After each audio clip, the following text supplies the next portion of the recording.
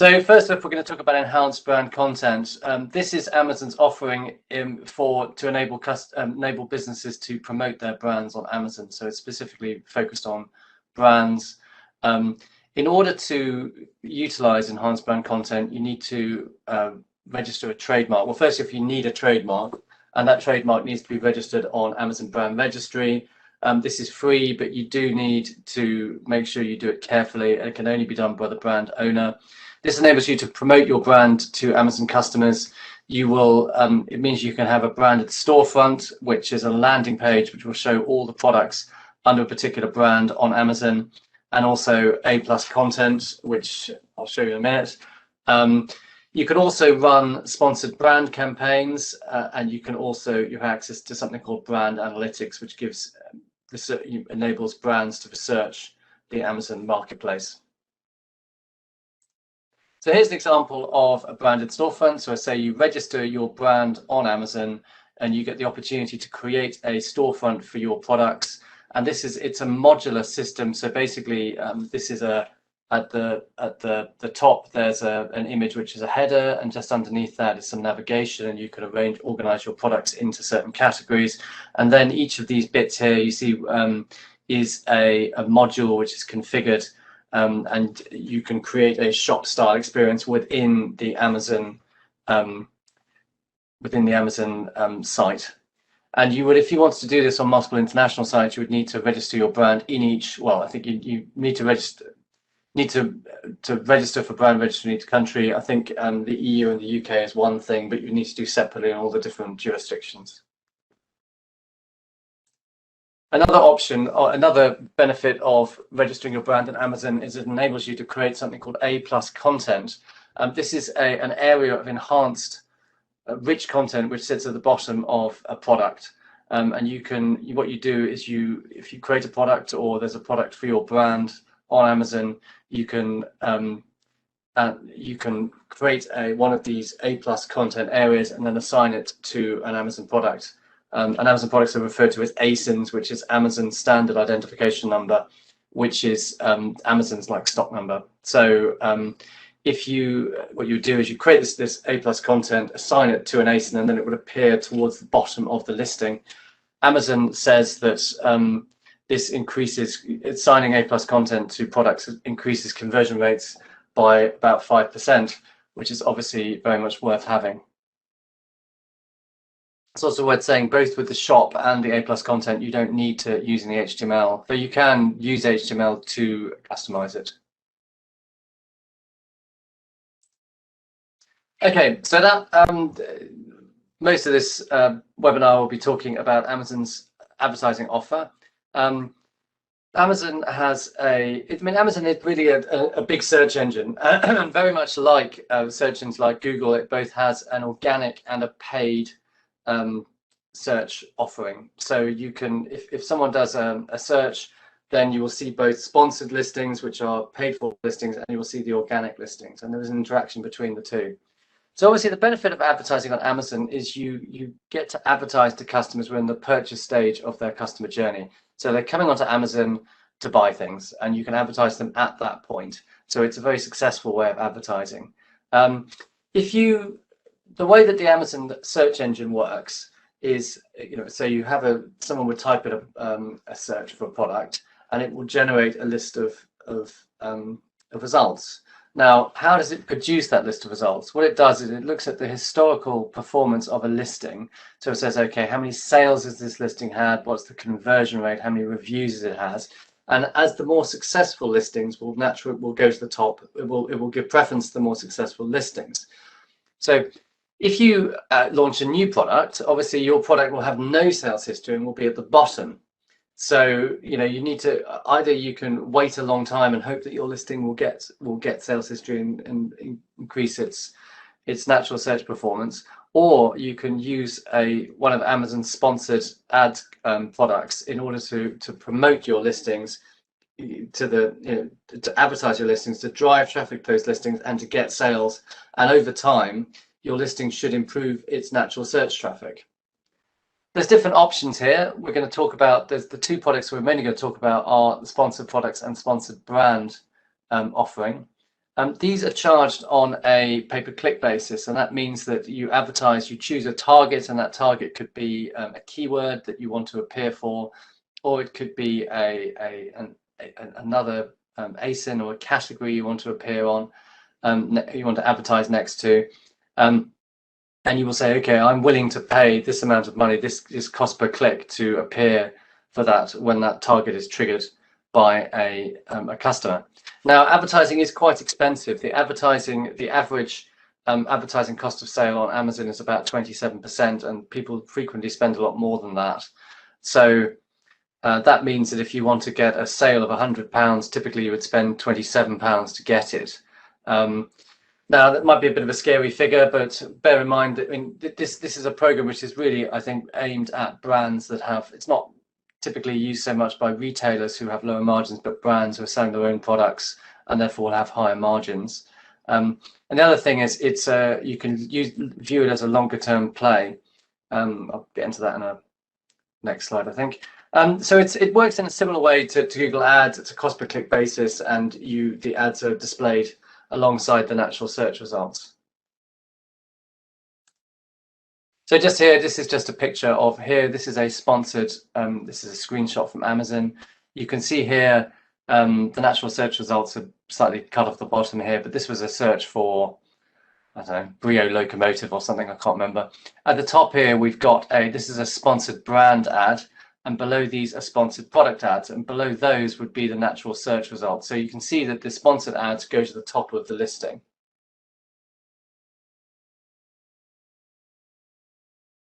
And here's another example. This was a search for, I think, Sophie the giraffe. And obviously this brand here, Sweet Dreamers, has chosen to advertise either on the keyword Sophie the giraffe or against the products. And here we've got a sponsored brand ad at the top.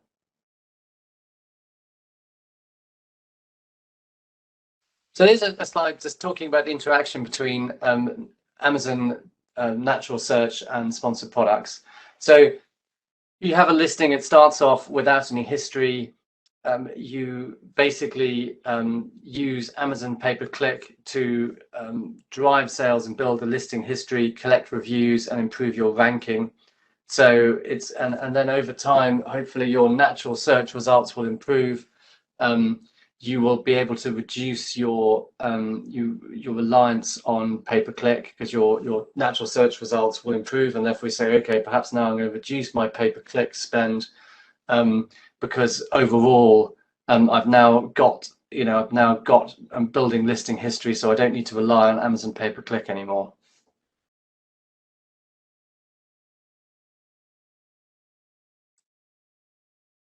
So before you start your Amazon search, you need to really think what your objectives are.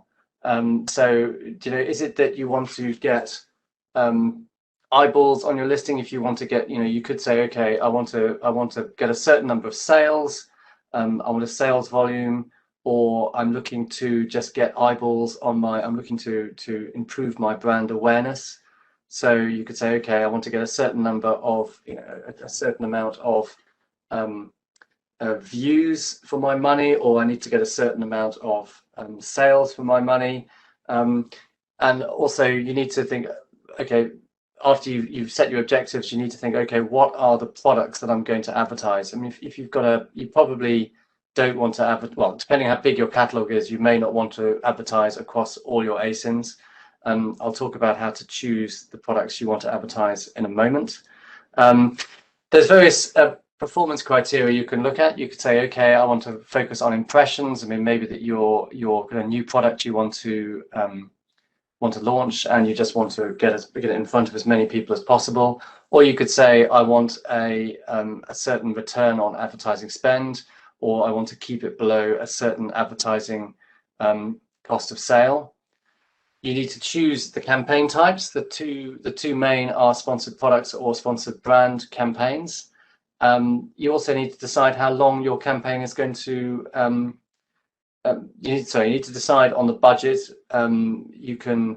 Typically you would set a daily budget for your campaigns. You could say, okay, I'm thinking I want to spend £10 a day on this, or in some, I think that is the daily budget is available for sponsored products. the lifetime budget you can set on sponsored brands. You can say, okay, I want to just a fixed budget over a certain amount of time. So you have a choice on how you spend your budget, and you also have a choice in your duration. You can say, I want to, sorry. I want to, it could be a campaign which you want to run on an ongoing basis, in which point it doesn't have an end date, or it could be a campaign that you want to run on an ongoing basis and say, or it could be a campaign which you want to run just for a limited period because you're launching a new product, at which point you would set an end date for your campaign.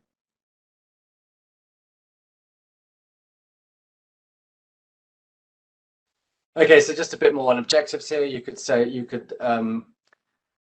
think I've covered this really. That's okay, so just some more information on the kind of key performance indicators or KPIs that you could choose. The two main performance indicators which within the Amazon dashboard you will be able to see is your advertising cost of sale. So that is the percentage of the basic ad spend as a percentage of your sale. So as I say, if you spend £27 to get £100 of sales, then your advertising cost of sale would be 27%.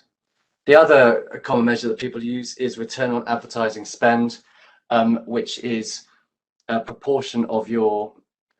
So if you it's a proportion of your return. So if you get if you sell 7 times as much as your ad spend, then your return on advertising spend would be 700%. So you need to, before you start, you need to think about your business and think how much, what are the criteria for, what is the criteria for success, and how are you going to manage success? And that is, these figures are available from within your advertising dashboard on Amazon.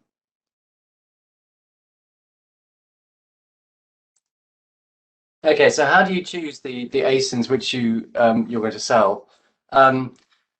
It could be that you've got some bestsellers that you want to, there's your key lines that you want to keep on top of. You want to improve the search of, perhaps products that you're making a really good margin on, the things that the products that really matter to your business, and so you would choose to promote those products to really keep them on top, keep them in front of the customers. Another alternative is if you've got new products that you're trying to launch, and if you recall just a few slides ago, we were talking about how when listings start off, they have no history. But if you're launching new products, you want to get them discovered by customers, increase the discoverability, improve their natural search performance, and those products would be a good way of improving the best way of improving the discoverability of these products would be to advertise them to begin with. So products to avoid would be your poor performing products. Within the Amazon dashboard, you can see the products which have a low conversion rate. What you need to do is you need to look at these products and say, okay, are these products, can the listings be optimized in some way? We talked in a previous slide about how to optimize your listings. Need to look at those listings and ask, okay, have they got is the title optimized? Are the images optimized? Is the price, how price competitive is it?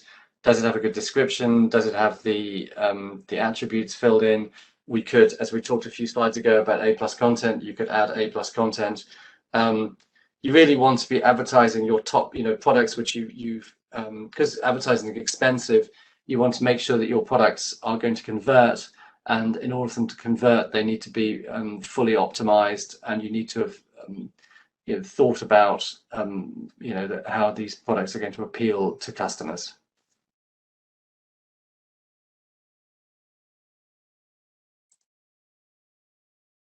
Okay, so there's the two main ad offerings on Amazon are sponsored products and sponsored brands.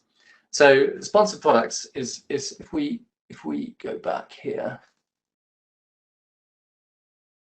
these are the sponsored products here. So you're directly advertising a product. So this is if you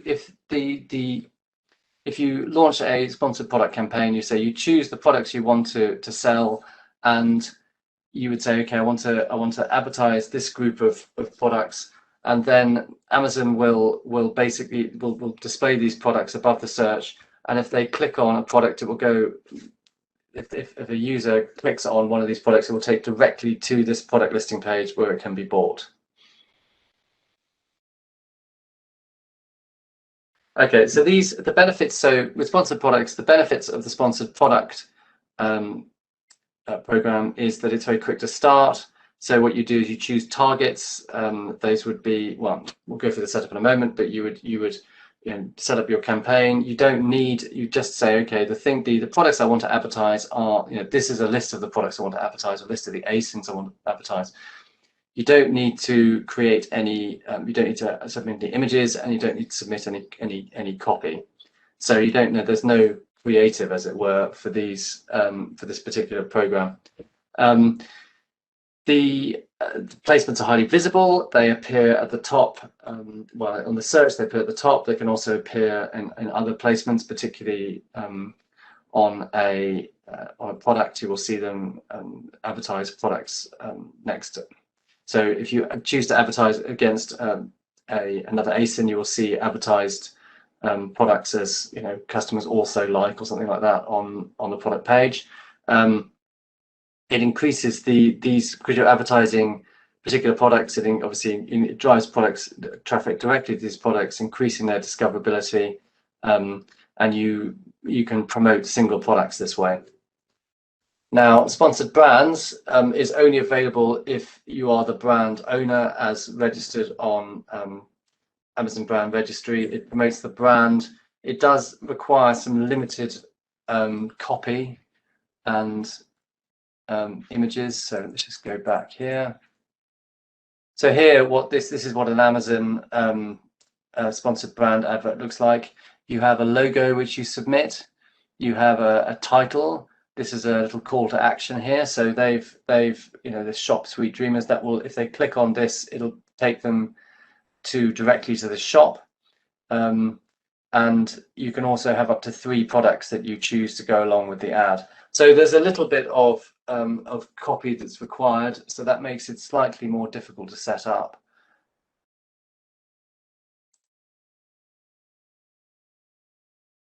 So but the purpose of to promote your brand. So as I say, you requires images and headlines. Now you can, with this, when you're setting up this sponsored, with this campaign, you would select where the targets are, or the target of the ad. So you would basically, either you can say, okay, I want this to go to an ad page, or I want it to go to, I want the target to be a page on Amazon or on my shop, or I want it to go to a selection of products. So you would choose the destination of the ad. So if we just go back here briefly, if they click on what you would obviously here, if they click on the shop Sweet Dreamers, you would choose this. You can choose the destination that the customer would go to if they click this particular link. Obviously, if they click on these links here, they'll go directly to the product.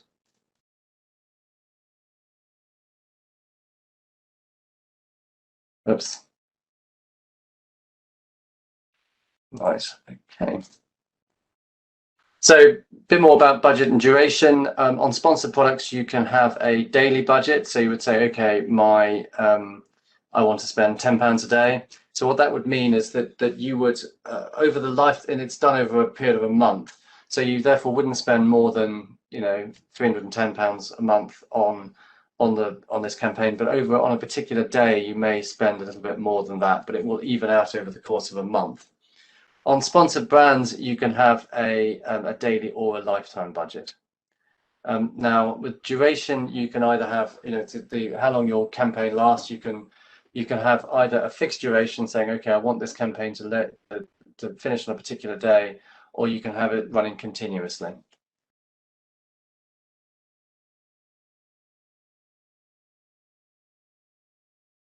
So sponsored products, as I mentioned, it promotes individual products. So you can basically choose as many products as you want to advertise. You could choose one popular. You can obviously structure it in different ways. You can add multiple products to a particular campaign, or you can just have a single product in a single campaign for targeting. The sponsored product ads will either appear on product detail pages and in the shopping results. So I think the next one here, yes. So this is we showed on the other slide that the ads would appear above the search results, and this is just an example from a page which shows, it says here sponsored. So this was at the bottom of a product detail page, and here it's got products related to this item. So and you can tell that it's a sponsored ad here because it says sponsored. So clicking on this ad here will direct the customer directly to the product detail page. Now, if there's if you were, say, a retailer and there's multiple people selling a particular product, because if you've seen our other presentations, but you could on Amazon, you will have the way it works is each product. So each product with an individual product with a barcode will should have a single listing page on Amazon. And what happens is customers will add their sellers will add their offer to this page, and so you'll have a list of different sellers. And one of those sellers will be the featured seller and will win the buy box. Now, if you choose to advertise that product, and then what will happen is someone will click on and there are multiple sellers. If someone clicks on the ad, your ad, it will take you to a product page, but you will be the seller of that product. So it's not as if you will basically drive traffic to a listing and then someone else will have the buy box, and then you're basically getting sales, giving sales to someone else. We talk about this, the buy box, in the first lecture, so if you refer back to that.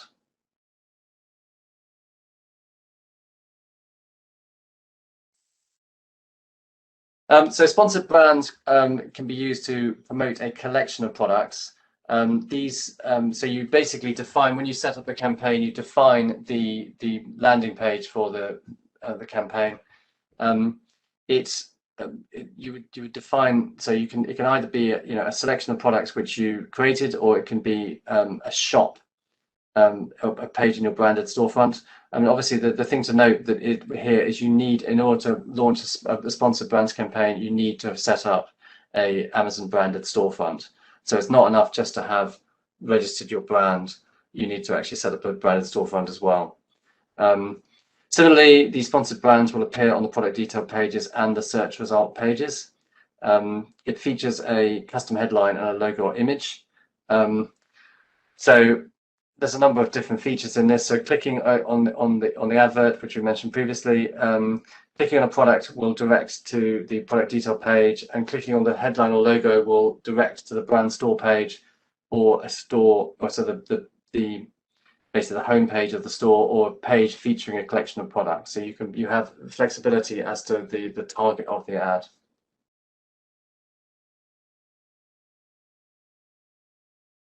So here's an example. This is just an example of basically a landing. This is a category page from a Brio store. So the Brio store on Amazon. And so, for example, you could say, okay, I want to create a sponsored brand ad, and I want to use this to promote a particular category within Amazon. So, okay, your target on the brand ads is to promote in this case, the Brio products. And also within that, you want to advertise a particular category, and in this case, I think this is cargo wagons or something.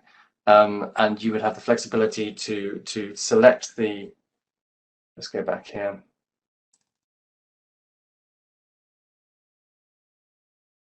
So you would select the targets here, select the products, and you can also select the target of this part of the ad. So you have flexibility of the products, and also the destination of these links here to focus in on advertising particular products.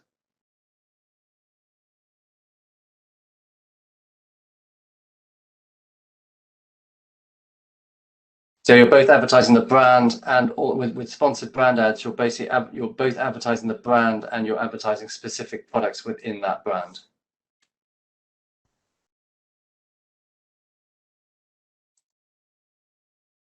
So here's we'll talk about the structure of a campaign. So obviously you have your account, and then underneath that account you have campaigns, and underneath that campaigns you have ad groups. Within that ad group you would have you would create an ad, and then you would have the targets for that ad. And that those targets can either be keywords. So you would say, okay, you choose the keywords you want to appear for.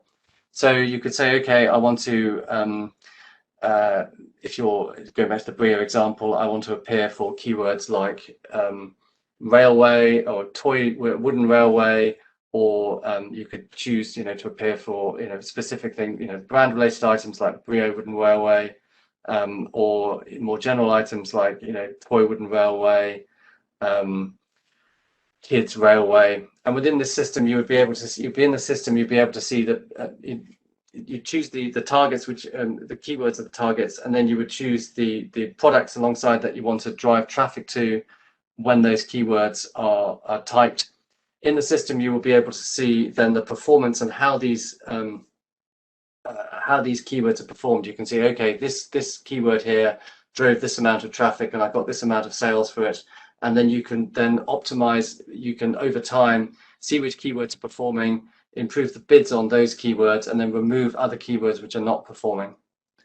So one campaign can have multiple ad groups in it. So within those ad groups you would basically both have you would have keywords and products that you want to advertise, and keywords that you want to use, or keywords or products that keywords that you want to use to drive traffic. So if a customer types in a keyword, then your ads would appear for those. Or you can choose to advertise on ASINs within Amazon. So if people are looking at ASINs being products, they would see your ads next to those products. Targeting is at the campaign level, and it can either be automatic or manual. So if you choose automatic targeting, you are basically saying to Amazon, okay, I want you to choose the best. These are the products that I want to advertise. I want you to choose the best, the best keyword and the best targeting for these products. That obviously has the benefit of being very quick to set up, but then it is not as it's not as targeted as if you set your own targets. Now, setting your own targets is referred to as manual targeting. This has the benefit of you can really laser in on your targeting, but obviously it is more time consuming to set up. Now, one strategy is to set off, if you want to create your campaigns quickly, you would start off by setting up automatic targeting. You say, okay, here's the campaign, create a campaign, create the ad groups within the campaign, and then you would set up an automatic targeting. Over time, you'll be able to download reporting from Amazon, and you'll be able to see the keywords, where you'll be able to see what has worked. You'll be able to see the keywords which people have searched on, which drove the best results for your campaign. And then you can move those to a manual campaign and specifically target those key phrases. So when setting up your campaigns, it is best to group similar items into ad groups. So they might be either by brands, or by categories, or by margin. So if you're it is so basically group similar items together into the same campaigns. So it's very similar, in a similar way to Google. Amazon runs an auction process to decide the cost of a bid. So the first thing it'll do, it's got two stages. The first thing it will do will look at the relevancy of the ad. So if someone types in Brio train, it'll say, well, this example here, this is a speaker. It'll say, okay, if someone's advertising an ASIN, which is a speaker, what is the keyword which it has been typed in relevant to this ad? So it'll produce a group of all the relevant advertisers for that key phrase. And then it'll look at the bids that have been placed. And it uses something called a second price auction, which is the same thing that Google uses. So what it does is if the top bid is 61 pence and the second highest is 52 pence, you will pay only, the top bidder will win, but they will pay only 1%, so 1p or 1p more than the second highest bidder. So in this case, the top bid was 61, the second bid was 52, and the winner would pay 53 pence. So it doesn't automatically max you up to your top bid.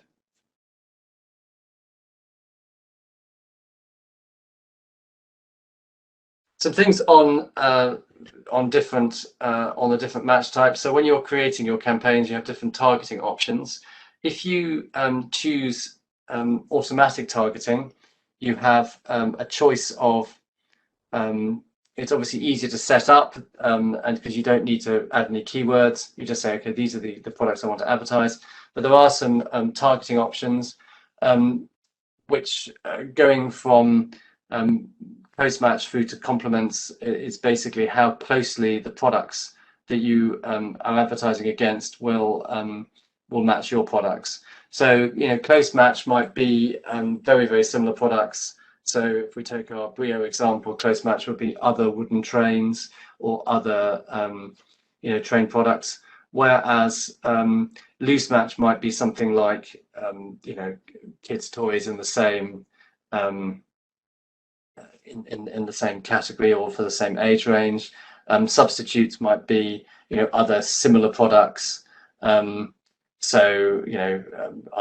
toys for kids.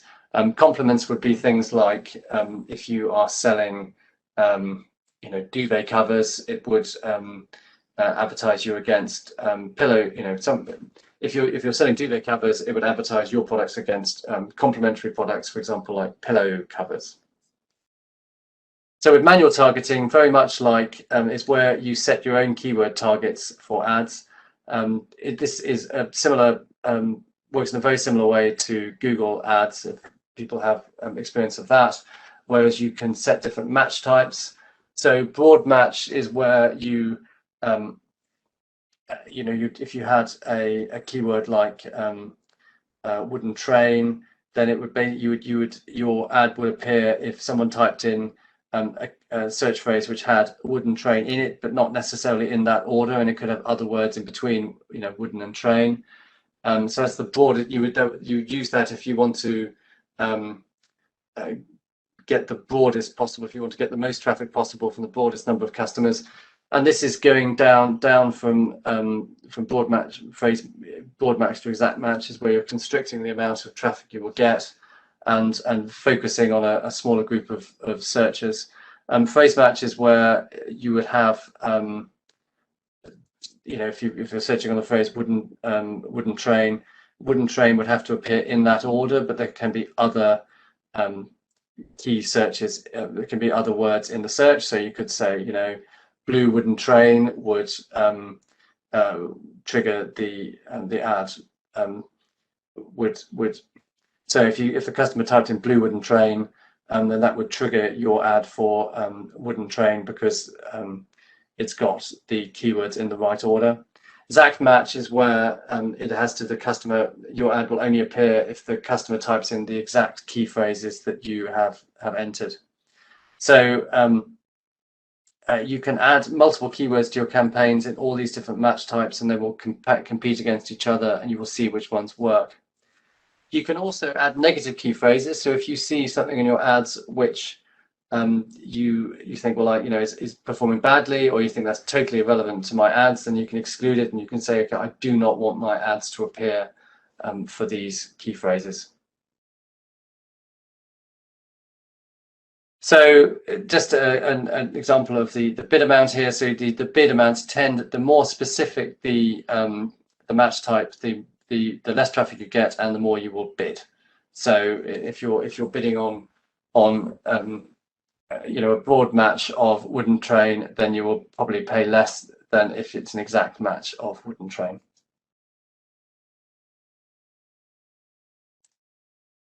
Okay, that's a lot to take in. So there's some things here. I've got there's some extra information here for you. Obviously, Amazon has some quite extensive help notes on all of this. I've got a YouTube channel which has a lot of videos on these different topics, and with actual screenshots from within Amazon as well. I've also written an Udemy course on how to sell on Amazon, which you can find from that link. And you can also check out our website, which has a lot of these links as well. Great. Okay, that's my presentation. Thank you for listening, and time for some questions, I think. Brilliant. Thanks very much, Trevor. I think that gave a really, really good oversight yet again about the Amazon advertising options, sponsored products, all that kind of thing. So hopefully everyone has found that really useful. I've definitely learned a couple of things myself. And so we're going to move on to the Q&A session. We've already got a few coming in, so do keep those coming in. Just a couple here. Darren, about your seller support issue, I've given you my details, so we'll look to get that escalated for you. Question from Victor about advice on how to apply for a trademark. I will pop the Gov website link into the chat there in just a sec, so you can find out a bit more information about applying for your trademark. Sorry, Trevor, I'm just going to have a quick look through these questions, so bear with me 1 second. Question from Lily. I think this question came in just before you went on to the part about keywords and things like that, but Lily has any sort of tips on picking keywords. So we mentioned a few things there about manual targeting and exact phrase. Is there any, in your experience, is there anything that's more successful than others, or just any more? Well, I think it's all about basically using the different match types and looking at the performance of the match types on those keywords. So if you have I mean, when you create, when you're creating a campaign, Amazon will suggest keywords. You can also look at various other sources of keywords. I mean, look at other external sources like, you can use Google, you can use Amazon autocomplete, you can look at competitor products to get a long list of keywords, then add those keywords in the multiple match types and see which ones perform best. I mean, I think there is no correct answer to that, which is why these keywords are added in. You have these options. It's all about starting off and building your keywords, and it's not a set up and leave it. You have to manage it over time. Yeah, I would echo those comments. Like any advertising platform, it's all about trial and error and just sort of fine tuning that until you get to a point where you're happy with the results that you're getting. But we do see it quite a lot, actually. We see lots of brands that set up an advertising campaign, don't really see too much success, and kind of don't do it again. That's probably not the best thing to do. And I think, like I say, a bit of trial and error is definitely the way forward. Again, with any ad platform. Question from Armin. What's the advantage of doing sponsored brand adverts versus sponsored products? Well, it depends. I mean, if you're the ads look. That's a good question. You can, it's different things. I mean, you can drive with sponsored brand campaigns. You can, it's about promoting the brand. So you can drive people.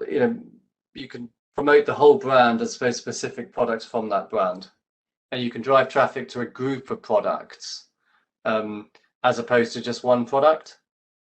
So you might find, it's all about, it's like, it's an advertising option, and for certain, if again, you should run both types of campaigns and see which ones work best for your business. Yeah, I appreciate it's a difficult question to answer, isn't it, really, because it's so specific to each individual business. But again, it depends on the success that you're looking for. So do try out the different advertising options that are available. This is a good question from Darren, actually, and we did touch on this right at the beginning, so perhaps we'll just go over that again. What is a decent ACOS, so perhaps to be working towards? When I started selling my products, it was 167%. That seems quite bad. Is that expected for a new listing and product? I mean, it all depends. I mean, I think it's really a question of what the long-term goal is, because there is no right answer for that. It depends, obviously, how much the you would typically start off, if you've got some new products to get exposure, you would advertise them, because you're probably almost certainly not getting that much natural search exposure. At which point you're going to ask yourself, okay, how much margin am I willing to sacrifice to get traffic? So there is no right answer. I mean, I think that I just mentioned the average and say, look, the average is 27%, which is quite high. I mean, if you're using something like Google Shopping, you would expect it to be, you wouldn't, depending what your margins are, you'd expect it to be much lower than that. I mean,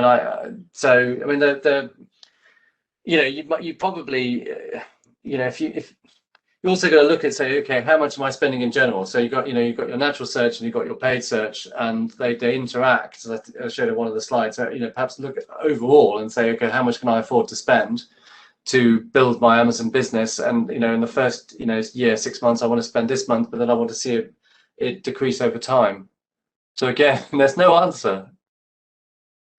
Yeah, they How are. long is a piece of string, Tom? Yeah, it's a difficult one. I mean, the thing is with things like that, we see lots of brands that will purposely aggressively go and advertise, and 167% won't seem too high. So again, it is all down to what you measure your success on, and whether it's about getting eyeballs or sales or whatever it is. I wouldn't be too bogged down with those kind of figures, but obviously you want it to be going in the right direction if you're looking for sales and not just eyeballs. But we'll move on. Question from Jason. This is another good question. If you have a new business with a new product, is Amazon Launchpad the best way to drive brand awareness rather than going onto Amazon and paying for campaigns? I think it's important to say for Amazon Launchpad, I think you have to apply. So I don't think it's available for everyone. But do you have any more insight into? No, I have to confess, I don't know that much about Amazon Launchpad.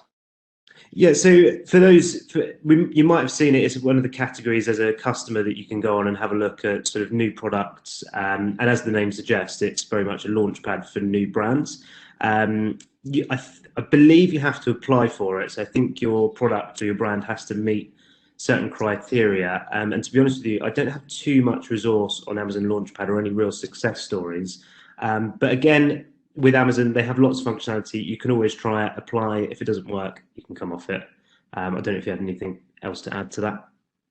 Yeah, I mean, I think it's worth a try. I mean, I think that Amazon programs. I mean, Amazon is very aggressive with their programs, and if they think they've got a good idea, they'll just go after it. So I think it's as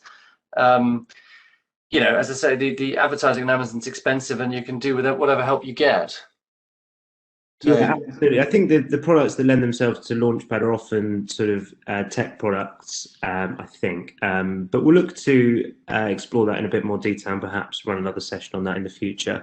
Question from Jeff. This is an interesting question as well. We have a parent Amazon account with lots of history. Do we need to start again with a new brand to use enhanced branded content, storefront, etc., or can it be incorporated into? I think you can have multiple brands. I think, well, specifically, I mean, having multiple Amazon accounts, in my experience, is a bad idea. Like, really, quite catastrophically bad. You can be really careful because if you don't do it properly, then you can. I mean, I think probably talk to DIT about this, but you got to make sure you do it in the right way. But you can advertise. There's nothing to stop you adding multiple brands. Well, nothing to stop you. It is what you're supposed to do. Is you can add multiple brands to the same account via brand registry, and then you can manage those multiple brands from within the same account. So there's no need to open a separate account. Yeah, I mean, if you're the brand owner, then absolutely you can use that account. But Jeff, if you want to email me directly, I'll just pop my email address in there, because that's a bit more specific to your business. So we'll have a look and we can advise on the best way forward. Another question here. I'd like to say, with the open Amazon accounts, we basically just research what Amazon's rules are about multiple accounts and make sure you're doing what they say. Yeah, again, I think we've said this on quite a few of the sessions now. Just make sure that you're reading the best practice and the proper instructions from Amazon, because it can be, like Trevor just mentioned, pretty catastrophic and lead to very hard. It's very hard to fix if it goes wrong. Yeah, account suspensions in some places. So email me directly on that one, Jeff, and we'll look to the sort of the best method of doing that. Time for a couple more questions. Question from Lucy. I may have missed this, but in order to create a storefront in different territories, do you need to register the brand in brand registry? For example, creating a storefront in the US marketplace would be different to creating a storefront in the UK. So I mean, obviously, I mean, the system work. Yes, I mean, you have to register. I mean, if the brand is registered in the EU and the UK, I'm not quite sure how it works with Brexit. Tom and the DIT would know, but I mean, you know, if it's you need to, for each place where you've got a trademark, you need to submit it separately. So you would definitely need to do it separately for the UK and for the US market. But then the system works the same, and therefore you would have, you know, you can use the same content. Yeah, that's right. I mean, it used to be that an EU trademark would cover you in the UK as well, but that's probably changed for obvious reasons. But for anywhere outside of the UK, you'd have to register that trademark in that jurisdiction. That's pretty straightforward, to be honest. But I'm pretty sure it's probably changed for the EU not covering you in the UK anymore. I think that is about it. I don't think we've got any more questions coming in. Trevor's details are on the screen there if you do want to get in touch and follow up with Trevor's expert advice. Do get in touch with myself. My email address is in the chat box there as well. So I just want to take this opportunity to thank Trevor. He's run some really great sessions for us over the last few weeks and really done a deep dive into the world of Amazon and selling on Amazon. So thank you very much, Trevor. Also want to thank everyone for joining today. Those of you who joined for each session, a very special thank you. And you can catch up on all the recordings on the recorded webinars page. So once again, thanks everyone for joining, and thank you, Trevor. Bye-bye.